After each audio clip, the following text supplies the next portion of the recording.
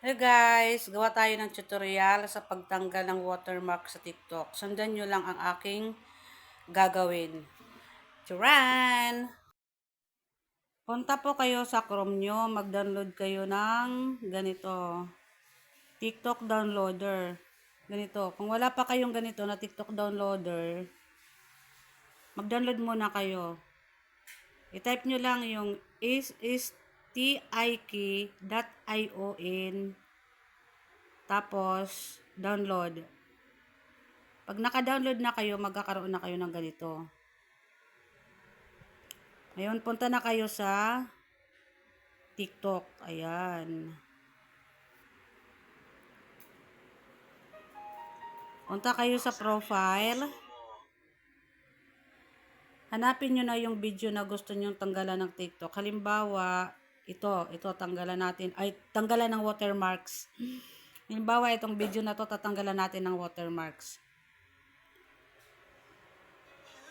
Dito sa gilid, merong tatlong dot. Ayan o. Pipindutin lang yan. Ayan. O, lumabas na yung kanyang copy link. Ayan o, dito sa gilid. Pindutin yan. Ayan, naka-copy link na. Ayan, nakita nyo. Tapos punta na kayo ulit sa Chrome. Diba nakapag-download na kayo kanina ng TikTok downloader dito sa Chrome? Ayan, punta na kayo dyan sa Chrome. Ayan, magkakaroon na kasi kayo ng ganyan. Yan ay lalabas. Pindutin mo yung copy-paste na. Ayan. Tapos, download.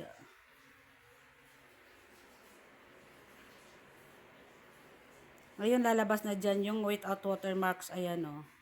Pindutin nyo yan na without watermarks. Ayan, magda-download na yan. Ayan o, nagda-download na siya. Punta na tayo doon sa ating gallery. Tingnan na natin kung na-download na siya. Ayan, na-download na siya. Tingnan natin kung may watermarks pa siya ng TikTok. Ayan, wala na. Wala na mga guys. Ayan. Diba? Ganun lang. Ganun lang kasimple. Madali lang. Yun.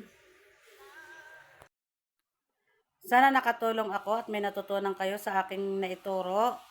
Kung nakatulong ito, paki-subscribe na lang. Thank you. Bye-bye.